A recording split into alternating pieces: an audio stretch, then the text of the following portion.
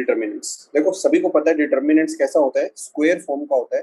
क्या किया जाता है, रिप्रेजेंटेशन होती है, दो वर्टिकल लाइंस लेते हैं, दो वर्टिकल लाइंस लेते हैं, ऐसे वाली एंट्रीज को हम क्या बोलते हैं, रोज। रो में एंट्री की जा रही है, किसमें, रो के अंदर। ऐसी वाली जो एंट्री होती है उसको क्या बोला जाता है, कॉलम के अंदर एंट्री की जाती है। ठीक है, आपको एक चीज स्पेसिफिकली याद रखनी है कि डिटर्मिनेंट जो होता है वो स्क्वायर शेप का होता है। मतलब कि इसके अंदर जैसे 1 2 3 4 5 6 7 8 9 नोट करें तो 3 रोज हैं। इस तरीके से आपको 3 रोज दिख रही हैं और ऐसे 3 कॉलम दिख रहे हैं, 1 2 3, 3 कॉलम दिख रहे हैं, 3 रोज दिख रही हैं। तो इसको यहाँ पे लिख दिया जाता है 3 इंटू 3। ये 3 इंटू 3 क्या होता है, ऑर्डर ऑफ डिटर्मिनेंट। क्या होता है, ऑर्डर ऑफ डिटर्मिनेंट। इसको क्या बोला जाता है, ऑर्डर। जो पहली एंट्री होती है वो क्या बताता है कि नंबर ऑफ रोज कितनी है, नंबर ऑफ रोज कितनी है। जो दूसरी एंट्री होती है वो क्या बताता है, नंबर ऑफ कॉलम्स कितने, नंबर ऑफ कॉलम्स कितने। ठीक है, आप 3 इंटू 3 को कभी 9 नहीं लिख दोगे मल्टीप्लाई करके। 3 इंटू 3 को 9 लिखना गलत बात हो जाएगी। उसको 3 इंटू 3 ही रहने देंगे क्योंकि वो रिप्रेजेंटेशन है, काफी क्या है, रिप्रेजेंटेशन है। ठीक, इतनी सी बात होगी क्लियर। अच्छा, इस तरह की डिटर्मिनेंट कभी भी नहीं होती कि यहाँ पे 1 2 3 1 2 3, ये कितना ऑर्डर हुआ, 2 इंटू 3 का। ये वाला determinant is not allowed. Similarly अगर ऐसा हुआ, 2 कॉलम और 3 रोज। अब देखो रोज कितनी होगी, 3 इंटू 2। 2 कितने कॉलम, पहला कॉलम, ये दूसरा कॉलम। रोज कितनी, फर्स्ट सेकेंड एंड थर्ड। तो ये वाली 3 इंटू 2 ये भी अलाउड नहीं है। अलाउड किस तरीके का है, जो पहला हमने कैटेगरी बताई उस तरीके का। तो अगर मैं इन जनरल लिखना चाहूँ तो क्या लिखूंगा, जैसे ये डिटर्मिनेंट है तो यहाँ पे लिख दूंगा m इंटू एम। जितनी रोज उतने कॉलम्स, जो भी m की वैल्यू रखनी है आप रख सकते हो, तो उतनी ही कॉलम की वैल्यू आ जाएगी। m 0 नहीं हो सकता, m 0 नहीं हो सकता। मिनिमम m की वैल्यू क्या होगी, 1 होगी। m की वैल्यू कितनी होगी, 1। मतलब 1 ऑर्डर 1 का डिटर्मिनेंट होता है। 1 क्रॉस 1 इज अलाउड। मतलब इसके अंदर एक ही एलिमेंट आ जाएगा 2, तो 2 का डिटर्मिनेंट पूछूंगा कितना आएगा, तो आंसर आ जाएगा 2। तो 1 क्रॉस 1 इज अलाउड, उससे मिनिमम अलाउड नहीं है। इतनी सी बात हमारी क्लियर हुई डिटर्मिनेंट की बेसिक डेफिनेशन। अब मैं इसके बारे में कुछ कुछ इंपॉर्टेंट पॉइंट्स हैं जो मेरे पास पहले से लिखे हुए हैं, वो हम डिस्कस कर लेते हैं। ये देखो, तो मैंने आपको पहला पॉइंट तो खुद से क्लियर कर दिया, ये कॉलम और रोज होंगे। अच्छा, डिटर्मिनेंट को क्या बोला जाता है, arrangement of number. Arrangement of number क्यों, ये वर्टिकल बार के बीच में नंबर्स का अरेंजमेंट हो रहा है, इसको बोला जाता है arrangement of numbers. Method to write information, determinant के अंदर हम इन्फॉर्मेशन भी लिख रहे हैं तो उसको हम कहते हैं कि वो इन्फॉर्मेशन भी लिखी जा रही है दो वर्टिकल लाइंस के बीच में ना। उसके बाद क्या कहते हैं, डिटर्मिनेंट क्या होता है, एक पर्टिकुलर वैल्यू होता है। डिटर्मिनेंट क्या होता है, एक पर्टिकुलर वैल्यू। मतलब इसको सोल्व करके ना, इसको सोल्व करके एक नंबर आ जाता है। जैसे हो सकता है इसका आंसर 2 आ जाए या 3 आ जाए या 4 आ जाए, तो एक पर्टिकुलर नंबर होता है, corresponds to a particular value. अगली कंडीशन क्या बोली, number of rows equal to number of column, ये भी अपना क्लियर है। ऑर्डर ऑफ डिटर्मिनेंट मैंने भी बताया आपको कि n क्रॉस n फॉर्म का होता है। इसको हम n स्क्वायर नहीं लिख सकते, ये मैंने आपको बता दिया। मैं अगर बोलूं कि डिटर्मिनेंट इज ऑफ ऑर्डर 3, अगर मैं बोलता हूँ डिटर्मिनेंट इज ऑफ ऑर्डर 3, तो बाय डिफॉल्ट आप समझ लोगे कि मैं 3 क्रॉस 3 की बात कर रहा हूँ। किसकी बात कर रहा हूँ, 3 क्रॉस 3 की बात कर रहा हूँ कि 3 ही रोज है, 3 ही कॉलम है। इतना पॉइंट अपने को क्लियर होना चाहिए। ठीक है, नेक्स्ट पॉइंट पे डिस्कस करते हैं। अब एलिमेंट को रिप्रेजेंट कैसे किया जाता है, देखो उसको पढ़ते हैं। एलिमेंट की रिप्रेजेंटेशन कैसे होती है। ये देखो,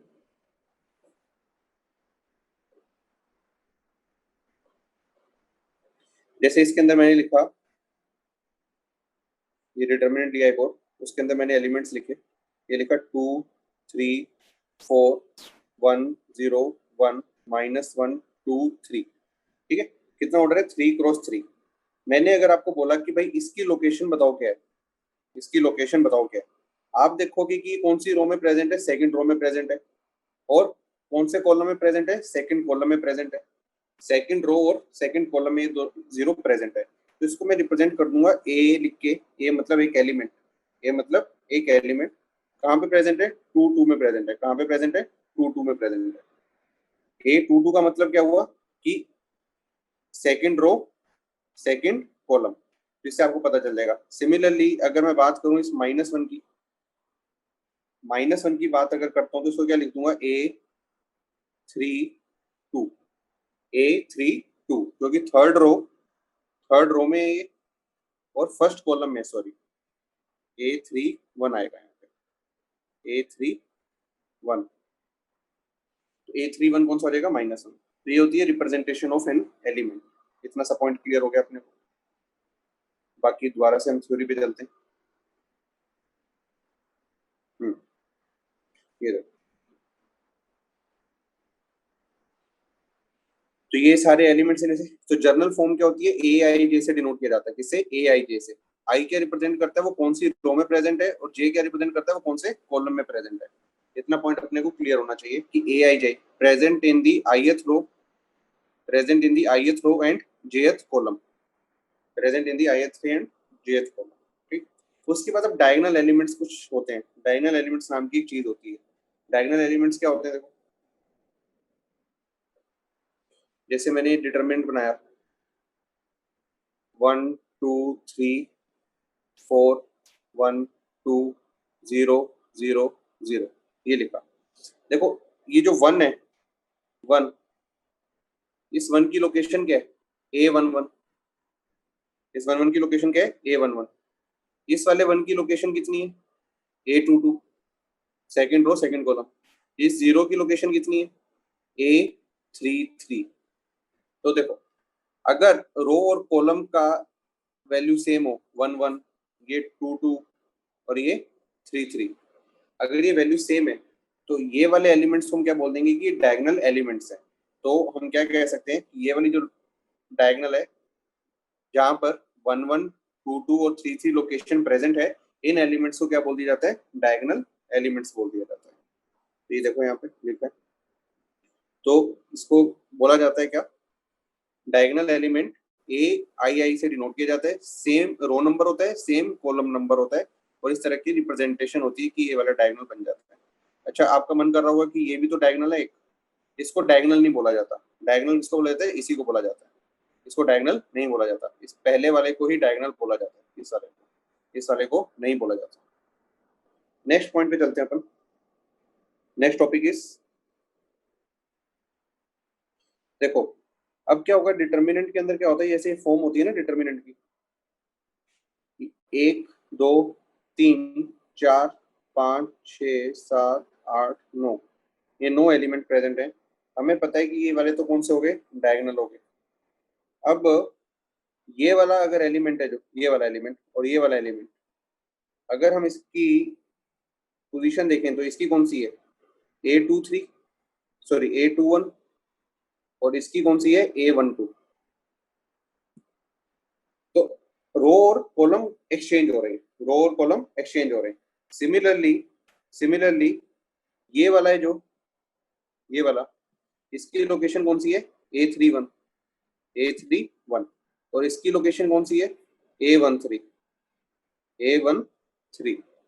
एक की है A31 और एक की है A13। तो रो और कॉलम की पोजीशन अगर एक्सचेंज हो रहे तो उन एलिमेंट्स को क्या बोला जाता है, उन एलिमेंट्स को रहता है कॉन्जुगेट एलिमेंट्स। क्या बोला जाता है, कॉन्जुगेट एलिमेंट्स, यहाँ लिखा है कॉन्जुगेट एलिमेंट्स। ए आई जे और A J I, ये आपस में क्या होते हैं, कॉन्जुगेट एलिमेंट्स होते हैं, क्योंकि रो और कॉलम आपस में एक्सचेंज होते हैं और डायगोनल के जस्ट ऑपोजिट साइड में होते हैं। इतनी सी बात क्लियर करेंगे अपन, ठीक है। नेक्स्ट पॉइंट पे चलते हैं।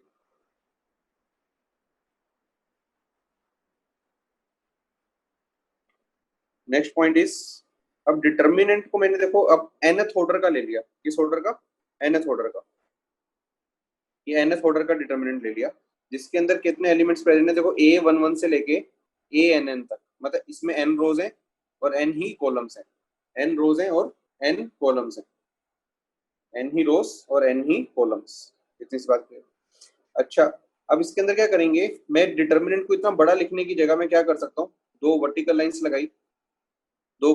लगाई, उसके बीच में क्या लिख दिया, सिंपल AIJ। क्या लिख दिया,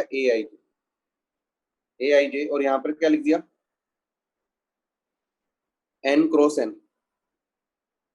इसका मतलब क्या है, आई खुद 1 से लेके n तक जाएगा, 1 से लेके n तक जाएगा, जे भी खुद 1 से लेके n तक जाएगा, और पूरा डिटर्मिनेंट क्रिएट हो जाएगा किस तरीके का, इस तरीके का। तो ये शॉर्ट हैंड नोटेशन कहते हैं इसको, क्या बोलते हैं, शॉर्ट हैंड नोटेशन। इसका मतलब क्या है, ए आई जे माने उसके अंदर कौन आ रहे हैं, डिटर्मिनेंट के एलिमेंट्स आ रहे हैं, और किस ऑर्डर तक जाएगा, एन क्रॉस एन तक। मतलब A11 भी बनेगा, A12 भी बनेगा, A13 भी बनेगा, और A1 एन तक जाएगा, ये सारी चीजें जाएंगी। ठीक है, तो ये हो गया अपना डिटर्मिनेंट की notation. Next point, minor and cofactor. Next point जो हम डिस्कस करेंगे वो क्या है, माइनर एंड कोफैक्टर। अब माइनर एंड कोफैक्टर में क्या करना होता है, देखो मैं आपको समझा देता हूँ।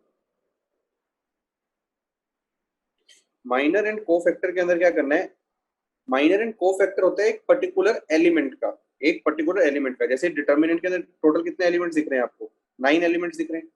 अब मैं कहूंगा 3 का माइनर चाहिए और 3 का कोफैक्टर चाहिए। सिमिलरली कहूंगा इस वाले 2 का माइनर चाहिए और कोफैक्टर चाहिए।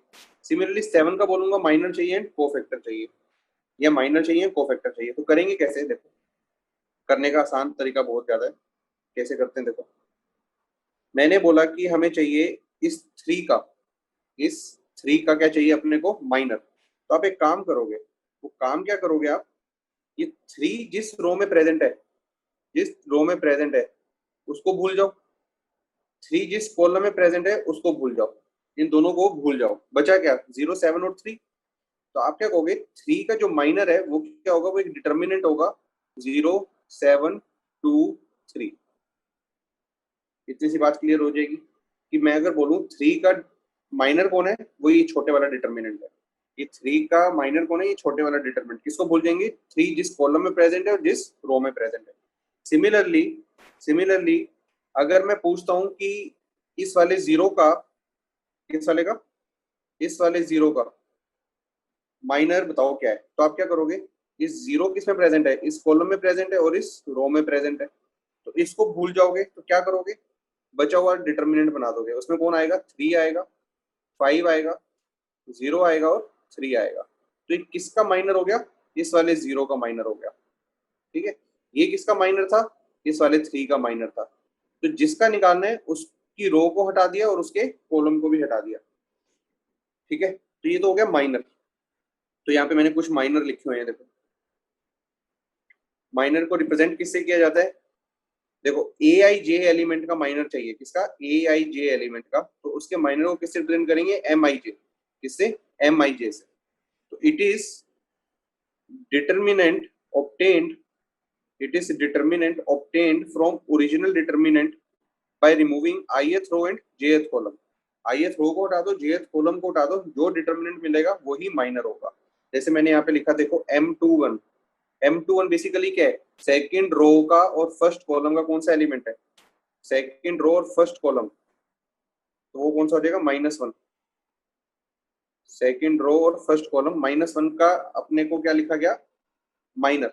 तो करेंगे क्या, इस -1 की रो को हटा दिया, इसके कॉलम को हटा दिया, तो बचेगा क्या, 0, 5, 2, 3, 0, 5, 2, 3। तो 0, 5, 2, 3 बचा, तो ये क्या हो जाएगा, माइनर। सिमिलरली हमने M33 निकाल दिया, क्या निकाल दिया, M33। M33 के लिए हमें किसको भूलना पड़ेगा, इस 3 को भूलना पड़ेगा, 3 के साथ किसको भूलना पड़ेगा, इस कॉलम को और इस रो को। तो बचेगा क्या, 3, 0, -1, 0, 3, 0, -1, 0। तो ये अपना क्या हो जाएगा, माइनर ऑफ डिटर्मिनेंट। अब ध्यान से देखो, डिटर्मिनेंट का ऑर्डर कितना था, 3 × 3। डिटर्मिनेंट का ऑर्डर कितना था, 3 × 3। ठीक है, माइनर का ऑर्डर कितना आया, 2 × 2। माइनर का ऑर्डर कितना आया, 2 × 2, 2 × 2। तो ऑर्डर ऑफ माइनर कितना होता है, ऑर्डर ऑफ माइनर क्या होता है, ऑर्डर ऑफ ओरिजिनल डिटर्मिनेंट -1। मतलब पहले का ऑर्डर 3 चल रहा था, अब का ऑर्डर कितना आएगा, 2। अगर डिटर्मिनेंट का ऑर्डर 4 है, अगर डिटर्मिनेंट का ऑर्डर 4 है तो उसका माइनर का ऑर्डर कितना होगा, 3। इतनी सी चीज क्लियर रखेंगे अपने माइंड में। नेक्स्ट अब हम पढ़ेंगे क्या, कोफैक्टर्स। एक सेकंड के लिए रुकते हैं, कोफैक्टर पे आते हैं। ये देखो, नेक्स्ट इज कोफैक्टर। अब कोफैक्टर बेसिकली क्या होता है, देखो कोफैक्टर को भी हम लिखेंगे कैसे, CIJ, CIJ, CIJ equal to -1 to power I + J into MIJ। देखो हमने माइनर तो निकाल लिया, माइनर निकालना सीख लिया। माइनर के साथ कौन मल्टीप्लाई हो जाएगा, -1 की power i plus J multiply हो जाएगा, इससे ज्यादा कुछ नहीं करना। फॉर एग्जाम्पल मैं आपको एक बता के दिखाता हूँ कि अगर हम एक एग्जाम्पल लेते हैं डिटर्मिनेंट का। डिटर्मिनेंट जैसे है मेरा 1 2 3 0 1 2 1 -1 2, ठीक है। मैंने बोला कि इस 1 का माइनर निकालो, इस 1 का माइनर निकालोगे तो आप क्या करोगे, इस रो को भूल जाओगे, इस कॉलम को भूल जाओगे, तो क्या लिखोगे 1 2 -1 2। ये तो आ गया माइनर किसका, इस 1 का, ठीक है। अब आपको नोट क्या करना है कि इस 1 का ऑर्डर कितना है, इस 1 का ऑर्डर कितना है, बेसिकली A11 है। मैंने बोला भी इस 1 का को फैक्टर लिखो। को फैक्टर के लिए माइनर को तो लिखना ही है, साथ में कौन मल्टीप्लाई हो जाएगा, -1 की पावर क्या, i प्लस जे। आई और जे किसका नोट करोगे, इस 1 का नोट करोगे। वो क्या है, आई की वैल्यू भी 1 है, जे की वैल्यू भी 1 है, तो 1 + 1 2 बन जाएगा ऊपर। और यहाँ पर तो ये वैल्यू आ जाएगी 1 2 -1 और 2, तो ये तो हो जाएगा इसका को फैक्टर। ये आ गया आपका को फैक्टर। सिमिलरली अगर मैं बात करता हूँ कि इस 2 का को फैक्टर चाहिए, इस 2 का को फैक्टर लिखने के लिए सबसे पहले क्या करना पड़ेगा, इसकी हमें कॉलम को भूलना पड़ेगा, इसकी हमें रो को भूलना पड़ेगा। तो क्या करूंगा, माइनर लिखूंगा पहले तो 1 2 1 -1, साथ में डिटर्मिनेंट आ गया, साथ में मल्टीप्लाई कौन हो जाएगा, -1 की पावर क्या। अब इस A22 का ऑर्डर कितना है, इसका ऑर्डर, इसका पोजीशन कौन सी है, A23। देखो सेकंड रो में प्रेजेंट है और थर्ड कॉलम में प्रेजेंट है, तो पावर क्या बनेगी 2 + 3, तो ये बन जाएगा को फैक्टर। तो को फैक्टर के अंदर बेसिकली कुछ नहीं करना, को तो लिखना ही है, साथ में कौन मल्टीप्लाई हो जाएगा, -1 की पावर i प्लस जे। आई और जे क्या होगा, जिस लोकेशन का आप को फैक्टर निकाल रहे हो उससे रिलेटेड बात जो हमने वो। अब नेक्स्ट पॉइंट पे चलते हैं। अब कुछ इंपॉर्टेंट चीजें जो मैं आप लोगों से पूछूंगा, क्या चीज है वो देखो। देखो ये एक मैंने डिटर्मिनेंट बनाया, इस डिटर्मिनेंट का ऑर्डर कितना है, n क्रॉस n। अगर मैं पूछूं इसके अंदर एलिमेंट्स टोटल कितने हैं, देखो टोटल कितने रोज हैं, n रोज हैं, first row, second row, third row, fourth row और nth रो। कॉलम भी कितने हैं, first column, second column, third column, fourth column, nth column. तो n रोज है, n कॉलम है, तो टोटल एलिमेंट पहली बात तो ये कि डिटर्मिनेंट nth ऑर्डर का, तो उसके अंदर एलिमेंट है। अब मैं बात करता हूं डायगोनल एलिमेंट्स कितने, डायगोनल एलिमेंट्स कितने आएंगे, A11 A22 A33 A44 up to AN कितने आएंगे, n। n तो क्या होगा, डायगोनल एलिमेंट्स, n होगा आपका diagonal elements, n will be your diagonal elements, ठीक। उसके बाद मैं बात करता हूँ ऑफ डायगोनल एलिमेंट्स की, किसकी, ऑफ डायगोनल एलिमेंट्स की। ऑफ डायगोनल मतलब डायगोनल को छोड़ के जो एलिमेंट्स हैं वो कौन कौन से एलिमेंट्स हैं आपके, ये डायगोनल के जो ऊपर वाला एरिया बचा ये सारा सारा, और जो नीचे का एरिया बचा ये सारा का सारा, ठीक है। तो टोटल एलिमेंट्स कितने से, देखो n² से, n तो कितने आ गए डायगोनल, तो बचे हुए एलिमेंट्स कितने हो गए, n² - n मतलब डायगोनल को छोड़ के जो एलिमेंट्स हैं वो कितने, n² -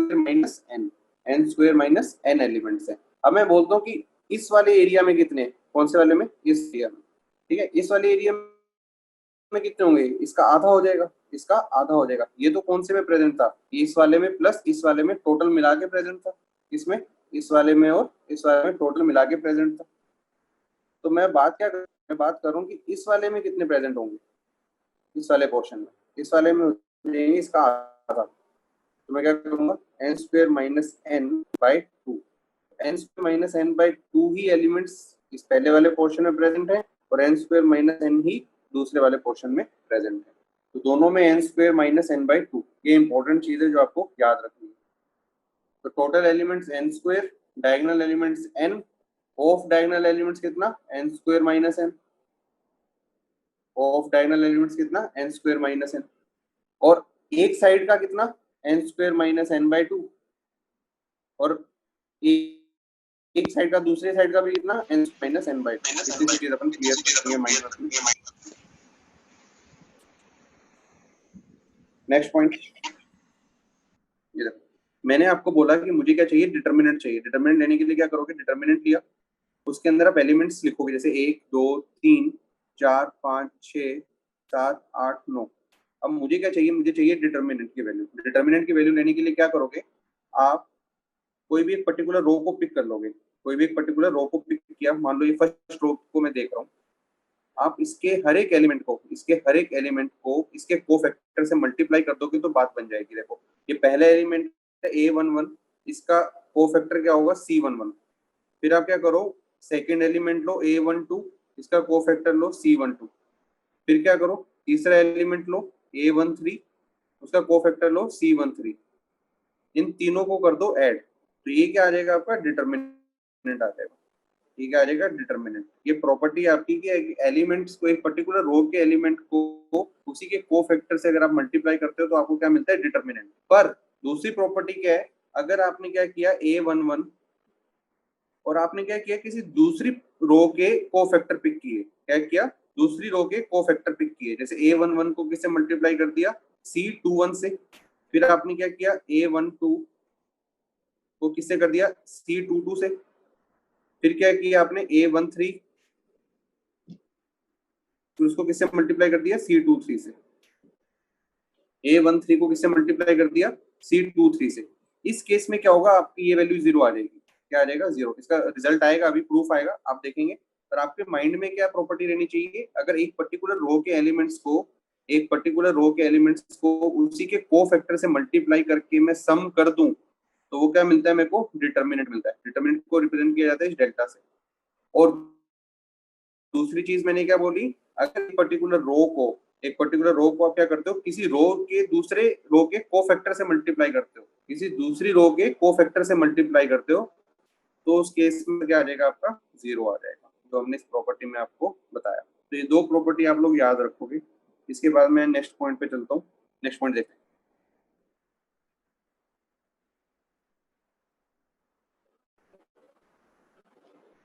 नेक्स्ट पॉइंट देखो, ये जो मैंने लिखे हुए हैं पॉइंट्स, इसको हम डिस्कस कर लेते हैं थोड़ा।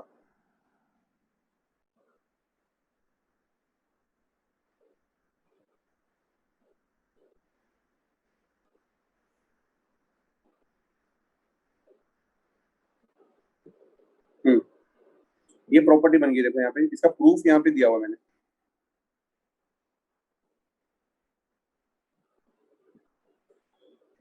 ये जो ये वाला प्रॉपर्टी है ना, ये वाला प्रॉपर्टी, उसका प्रूफ यहाँ पर दिया हुआ है।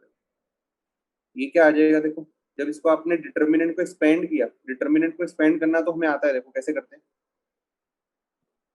जैसे डिटर्मिनेंट की एक्सपेंशन तो आपको शायद पता ही होगी, फिर भी एक बार मैं बता देता हूँ कंप्लीशन के नाम पे। जैसे मेरे एलिमेंट्स हैं ये A B C D E F G H I, ये मेरे एलिमेंट्स हैं ABCDEFGHI। ठीक, तो डिटर्मिनेंट लिखने के लिए पहले क्या करता हूँ, ए को लिखता हूँ। ए को किससे मल्टीप्लाई करता हूँ, ई और आई को मल्टीप्लाई किया, माइनस मतलब इसको और इसको, ई और आई को मल्टीप्लाई किया, माइनस एफ और एच को किया, एफ और एच को किया, ए को मल्टीप्लाई किया ई आई से, फिर माइनस एफ एच, मतलब इस पर्टिकुलर एलिमेंट को पिक किया और ये वाला जो वैल्यू है इसको निकाल लिया। ई को आई से मल्टीप्लाई करके माइनस एफ और एच को सब्ट्रैक्ट कर दिया। उसके बाद क्या करोगे, जो सेकंड एलिमेंट है वो कौन सा है, बी। माइनस लिखोगे बी का, फिर क्या करोगे, बी की रो को भूल जाओगे, बी के कॉलम को भूल जाओगे, इसको मल्टीप्लाई करोगे डी और आई को, माइनस जी और एफ को। ये डिटर्मिनेंट आपको पता ही है। फिर क्या करेंगे, फिर करेंगे प्लस सी, वो किसके साथ मल्टीप्लाई हो जाएगा, डी एच के साथ, माइनस ई जी के साथ, माइनस ई जी के साथ। तो ये तो होता है बेसिक डिटर्मिनेंट, जो आप लोग पहले पढ़ते आए हो, 12th में भी पढ़ा ही होगा आपने। तो डिटर्मिनेंट की वैल्यू तो हमें निकालनी आती है, इसी का यूज करेंगे हम। ठीक है, मैंने जो आपको प्रॉपर्टी बताई वो ये प्रॉपर्टी थी। ये डिटर्मिनेंट है मेरा, ये डिटर्मिनेंट लिखा मैंने। क्या कहती है, डिटर्मिनेंट किसके इक्वल होता है, एक पर्टिकुलर रो ले लो, उसको उसके कोफैक्टर से मल्टीप्लाई कर दो तो आपका डिटर्मिनेंट आ जाता है। इसको आप समीशन फॉर्म में ऐसे भी लिख सकते हो। ये वाली जो सेकंड फॉर्म है, ये क्या है आपकी समीशन फॉर्म। समीशन फॉर्म के अंदर क्या हो रहा है, समेशन लगा के ये पहली एंट्री क्या है, रो के एलिमेंट, दूसरे एलिमेंट क्या है, उसी रो के कोफैक्टर, ये आपस में मल्टीप्लाई हो रखे हैं, ठीक है। पर अगर मैं इसको निकाल रहा हूँ, देखो विद रिस्पेक्ट टू रो 3 अगर निकाल रहा हूँ, डिटर्मिनेंट की वैल्यू रो 3 के, आप डिटर्मिनेंट तो किसी भी रो के कोरस्पॉन्डिंग निकाल सकते हो, आप इस फर्स्ट रो के कोरस्पॉन्डिंग भी निकाल सकते हो, सेकंड रो के कोरस्पॉन्डिंग भी, nth रो के कोरस्पॉन्डिंग भी। तो अगर आप थर्ड रो के कोरस्पॉन्डिंग निकाल रहे हो तो क्या होगा, थर्ड रो के एलिमेंट्स लिए जाएंगे ना। तो इसको मैंने क्या लिख दिया, देखो A3i, क्या लिख दिया, A3i, आई की वैल्यू 1 से लेके कहां तक जा रही है, n तक, आई की वैल्यू कहां से लेके जा रही है, 1 से लेके n तक जा रही है। तो एलिमेंट्स क्या खुलेंगे, एलिमेंट्स खुलेंगे A31 C31 plus A32 C32, इस तरीके से एलिमेंट आएंगे। तो ये सारा एक्सपेंड हो जाएगा, तो ये क्या दे देगा हमें, ये हमें दे देगा वो क्या, डिटर्मिनेंट की वैल्यू। तो ऐसे चलता जाएगा और आखिरी में एलिमेंट क्या आ जाएगा, A3n C3n। तो हर एक रो का एलिमेंट किसके साथ मल्टीप्लाई करना है, उसी रो के कोफैक्टर के साथ मल्टीप्लाई कर देना है, तो आपका डिटर्मिनेंट की वैल्यू आ जाएगी। तो ये अपना पॉइंट क्लियर हुआ। नेक्स्ट टॉपिक पे चलते हैं, नेक्स्ट टॉपिक देखते हैं क्या है।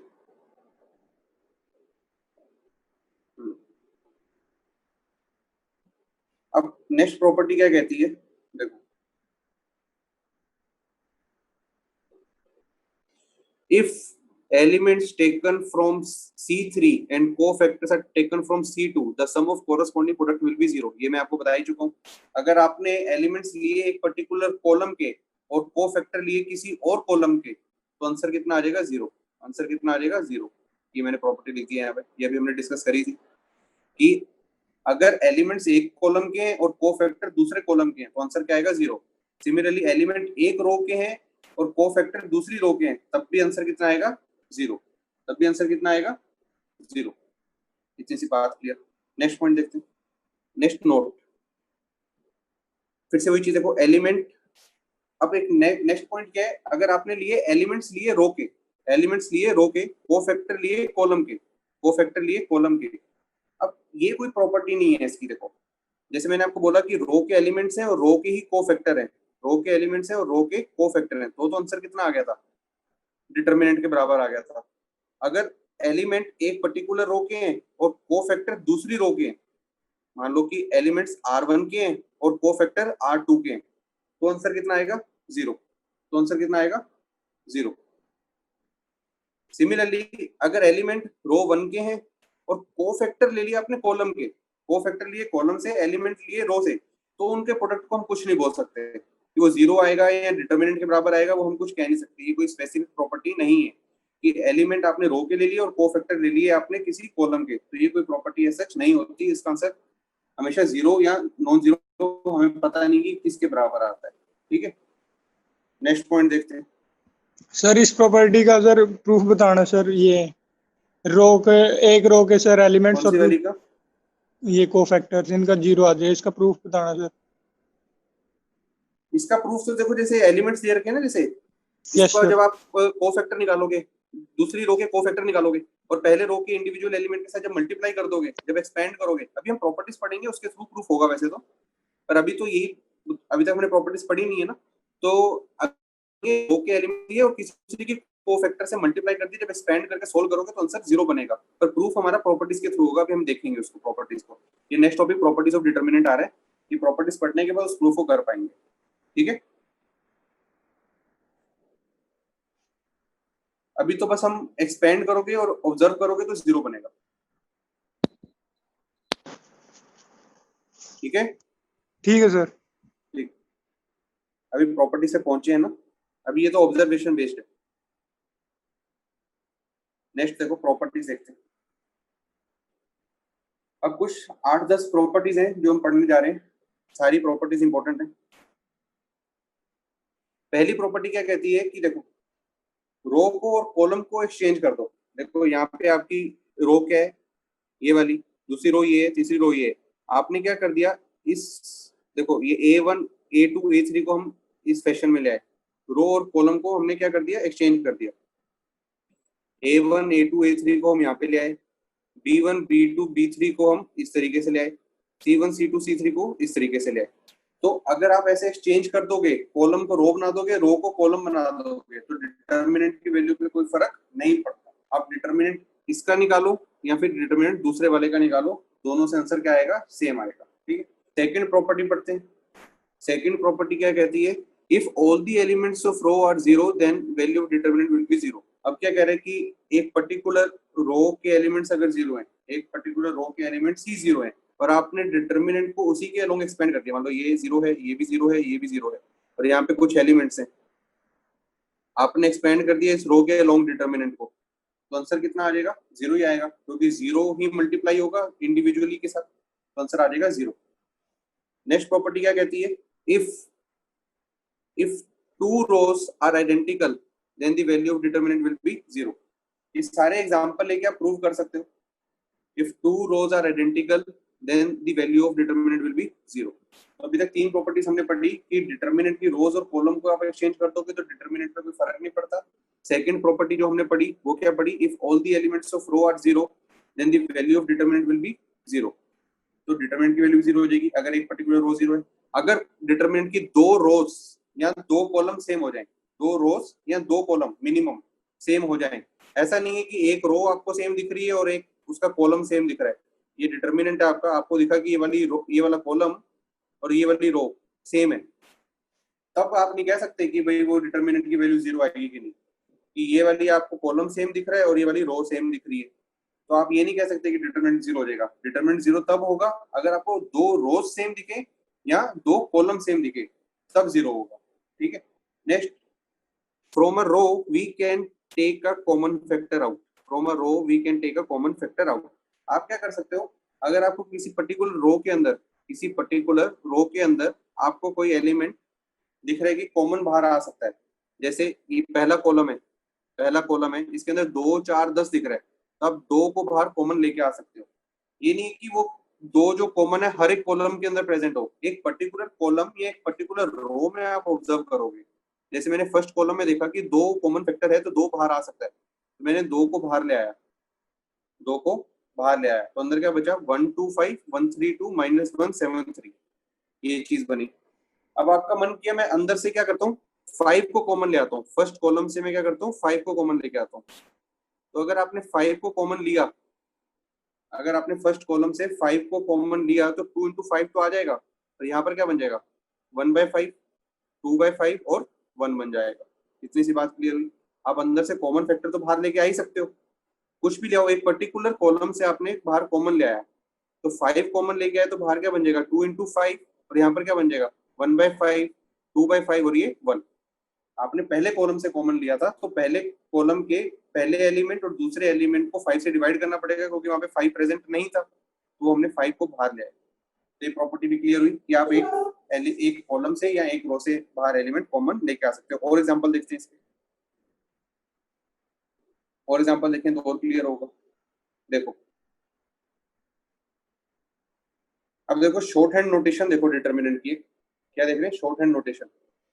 देखो इसके अंदर कितनी रोज हैं, ये रो 1 है, ये रो 2 है, ये रो 3 है, तो मैं इसको ऐसे लिख सकता हूँ, ये डिटरमिनेंट बना दिया, इसके अंदर R1 लिख दिया, R2 लिख दिया और R3 लिख दिया। ये अंडरस्टूड है कि इस डिटरमिनेंट के अंदर 3 रोज हैं, R1 R2 R3।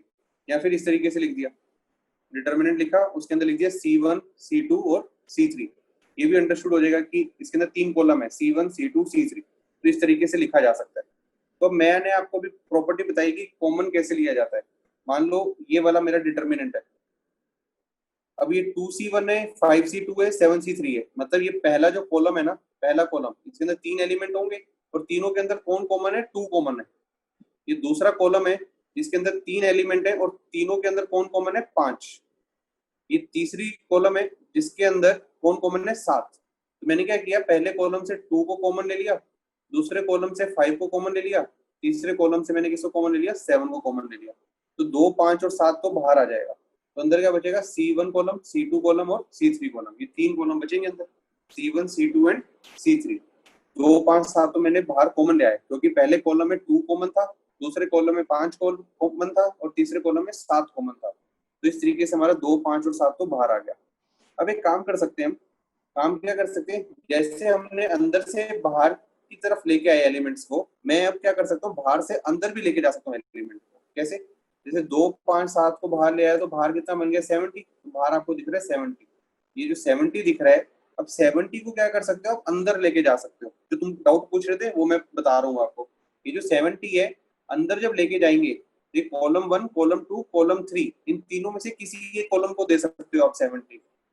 बात आ रही है, तीनों को नहीं दोगे क्योंकि कॉमन भी एक पर्टिकुलर कॉलम से बाहर आता था ना। देखो 2 किससे बाहर आया था, पहले वाले कॉलम से आया था।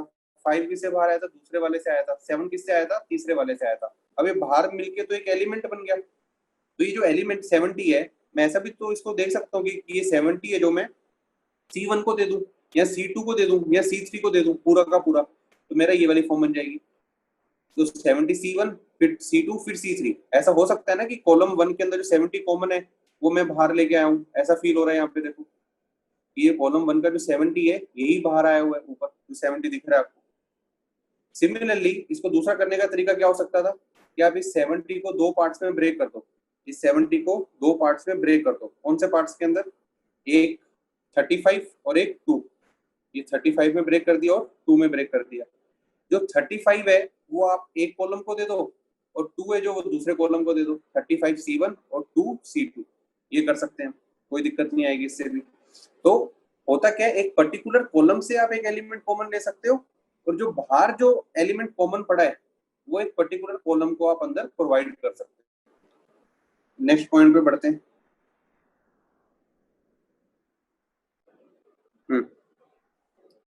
अब next property is property number 5।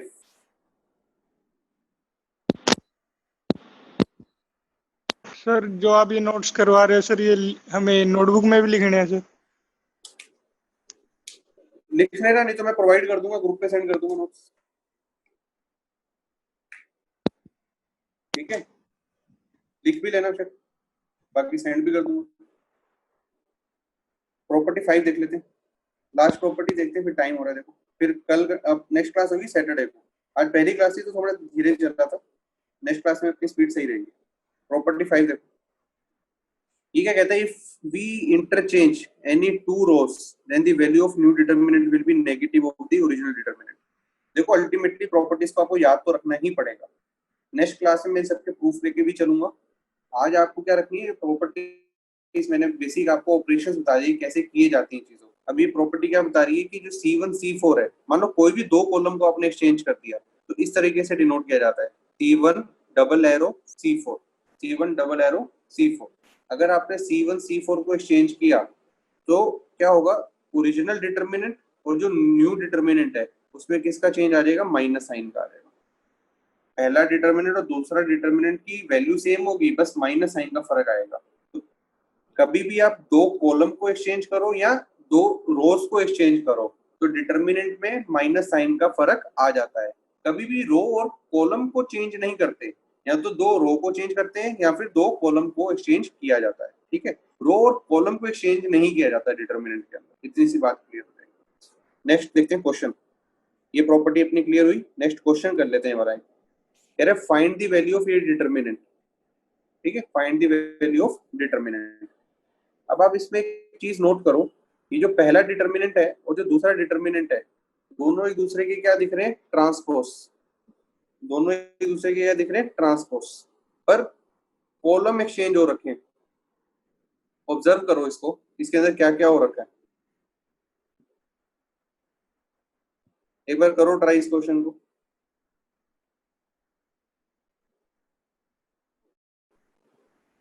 देखो हिंट साफ है आपके सामने। सेकंड कॉलम और थर्ड कॉलम है, जो सेकंड कॉलम और थर्ड कॉलम वो यहाँ पर एक्सचेंज हो रखे हैं दूसरे वाले के अंदर। यहाँ का सेकंड कॉलम और यहाँ का थर्ड कॉलम यहाँ पे एक्सचेंज हो रखा है और ये पहला कॉलम है वो यहाँ पर आ रखा है। मैंने प्रॉपर्टी बताई थी कि रोज और को एक्सचेंज कर दो, डिटरमिनेंट की वैल्यू पे कोई फर्क नहीं पड़ता, कि सारी रोज को सारे कॉलम बना दो या सारे कॉलम को सारे रोज बना दो, फर्क नहीं पड़ता। हुआ क्या है यहाँ पे, जो पहला डिटरमिनेंट है उसके कॉलम को मैंने यहाँ पे रोज में तो बनाया, पर सेकंड कॉलम और थर्ड कॉलम को मैंने यहाँ पे एक्सचेंज भी कर दिया साथ में। तो रो एक्सचेंज हुआ है यहाँ पे। अगर रो एक्सचेंज हुआ है तो माइनस साइन आ जाएगा बीच में। अगर बीच में माइनस साइन आएगा तो दोनों की वैल्यू एक दूसरे का क्या होगा, माइनस होगा। दोनों का वैल्यू आपस में क्या होगा, माइनस होगा। ऑब्जर्व करने की कोशिश करो, आप लोगों के सामने मैंने क्या किया, इसके कॉलम को इसकी रोज में तब्दील तो किया।